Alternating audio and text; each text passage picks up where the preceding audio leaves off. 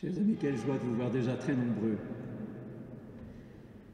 Ce soir, à vous qui pensez à l'avenir de votre vie, du monde, de l'Église, je propose un compagnon de route, le disciple bien-aimé, Saint Jean.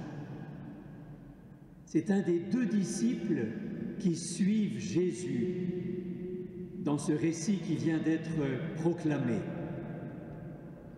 Il commence une belle aventure et il découvre sa vocation. Comment ça s'est passé? Parce que lui peut nous éclairer. Je relève 3 mots. Désir, choix avec d'autres. Jean, en effet, est au début de sa vie d'adulte, même âge que vous ou presque. Il fréquente un groupe de jeunes et avec eux il s'interroge. Que va-t-il faire pour son pays occupé?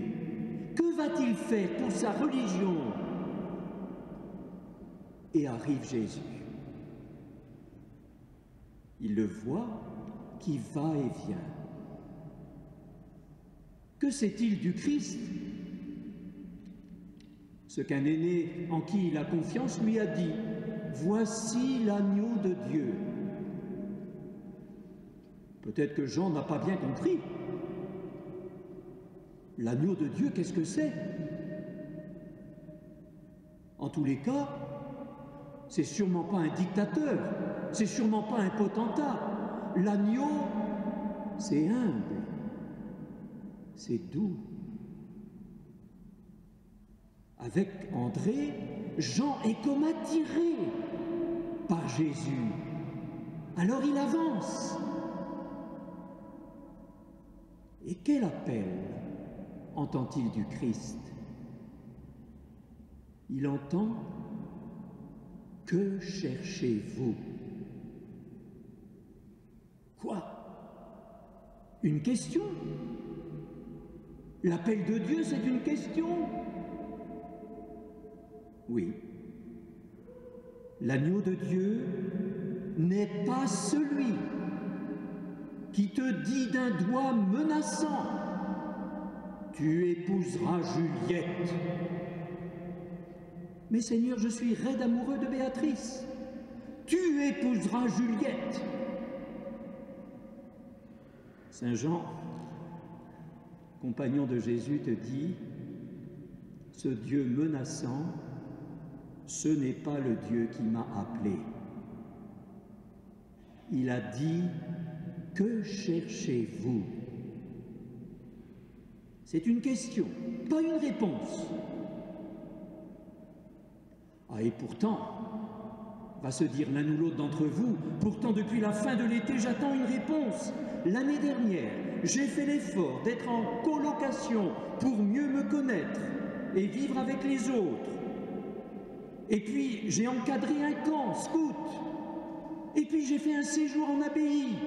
Et j'attends un signe sans équivoque. Seigneur, qu'est-ce que je fais? Marié ou célibataire? Ingénieur ou professeur des écoles? Seigneur, j'attends. Jusque-là, j'ai rien entendu. Et le disciple bien-aimé, Jean, te répond, pour moi, il a dit, que cherchez-vous? Dit autrement, la vocation, ça commence par entendre tes désirs. Quels sont tes désirs? Les désirs vrais qui habitent ton cœur. Non pas tes envies. Les envies, c'est éphémère, c'est passager. Qu'est-ce qui te tient à cœur? Parce que le Christ Jésus nous parle à travers les désirs vrais qu'il met dans nos cœurs. à travers ce que nous sommes. Rappelons-nous par exemple cet été, ce moment où nous avons senti que nous étions vraiment à notre place. Par exemple, lors d'un engagement, un camp, une rencontre, une activité. L'un d'entre vous me disait, à propos d'un camp scout et d'une veillée scout précisément, il y avait une paix, une réelle joie à vivre ce que je vivais là. Mets ça dans ton cœur. Rappelle-toi ces moments importants où tu t'es senti dans un moment de vrai bonheur. Que cherchez-vous? Réponse: Maître, où demeures-tu? Venez et vous verrez. Et ils allèrent donc. Dit autrement, ils choisissent de le suivre. Ils ne répondent pas à Jésus. Ouais, je sais pas, faut voir. J'ai pas de vraies excuses à ne pas y aller, parce qu'il n'y a pas encore de partiel. Mais je sais pas si je veux vraiment. Ils y allèrent. Comme vous ce soir, comme vous. Vous avez choisi d'être là. Un prêtre que j'aimais bien, qui est parti en Inde, disait « Les vies stériles sont celles qui n'ont pas su choisir ». Et le pape François le répète, « Si un jeune ne risque pas quelque chose, il est déjà vieux ». Oui, Jean, André et nous avons pris le risque de le suivre.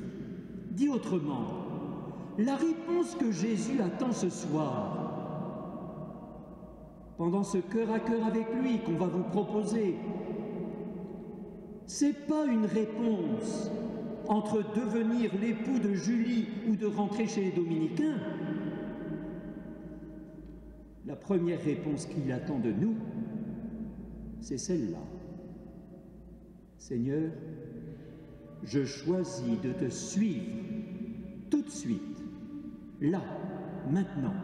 Et finalement, je me fiche de savoir comment te suivre ou où te suivre. Ce n'est pas là l'important. Ensemble, nous allons redire à Jésus ce soir, moi avec vous, vous avec moi, ensemble, nous allons lui redire « Oui, Seigneur, je veux te suivre ». Nous choisissons de suivre le Christ. Et je suis heureux de redire mon « oui » à Jésus avec vous. Votre présence est majeure pour moi. Vous êtes là pour rappeler à l'Église sa jeunesse. Il y a besoin de votre enthousiasme, il y a besoin de votre élan, il y a besoin de vos encouragements. Alors avec vous, je vais redire « Oui, Seigneur, je veux te suivre, eux et moi et eux. » Comme Saint Jean, et avec courage. Sans doute que Saint Jean ne sait pas où ça le mène. Il ne le sait pas, et alors? Il a une assurance. Il suit l'agneau de Dieu. Il a confiance. Il suit l'agneau de Dieu qui enlève le péché du monde, c'est-à-dire l'agneau qui veut la vie, qui veut l'amour pour tous les hommes. Alors sans hésiter, il le suit. Depuis que je vous vois et que je vous écoute à Nantes, cela va faire 9 ans que je suis ici. Je suis témoin de vos engagements et vous faites mon admiration, de vos vos engagements au service de l'éducation parfois des plus jeunes. Vous vous occupez de la catéchèse, vous vous occupez des mouvements, vous vous occupez des plus petits. Vous êtes au service des plus fragiles. Oui, vous êtes généreux. Vous êtes au service de la musique dans la liturgie, et c'est très beau. Certains partent en coopération à l'étranger, d'autres s'engagent dans la cité, et j'en ai vu des jeunes se marier, et d'autres entrer dans un noviciat ou dans un séminaire, et je suis témoin de leur joie. Alors je voudrais que vous connaissiez la même joie d'avoir choisi d'être engagé pour la vie, la même joie, et elle est belle. J'en ai rencontré d'autres aussi qui ont connu des épreuves personnelles, des épreuves familiales, parce que les disciples de Jésus ne sont pas épargnés. Mais j'ai été témoin de leur capacité de se remettre debout et de repartir avec la force de Dieu. Non, le Seigneur n'a jamais lâché Saint Jean. Au pied de la croix, il lui a même donné quelqu'un. « Fils, voici ta mère, tu ne seras jamais seul, jamais. » Alors ça donne du courage pour répondre à la vocation que le Seigneur nous indique peu à peu. Alors ça donne du courage pour vivre sa foi sans la cacher et sans la diminuer. C'est le choix courageux de Jean, le disciple, c'est le vôtre, mais jamais seul. Dernier mot, jamais seul. Jean s'est appuyé sur l'aide de Jean le Baptiste, un aîné qui le conseillait. Et il est parti avec d'autres, Simon-Pierre, Philippe, Nathanaël, Marie de Magdala. Dit autrement, jamais seul. C'est bon d'être avec les frères. C'est bon de prendre conseil d'un ami, d'un proche, d'un aîné, d'une accompagnatrice, de la communauté chrétienne, comme ce soir dans la cathédrale, ça va vous être proposé.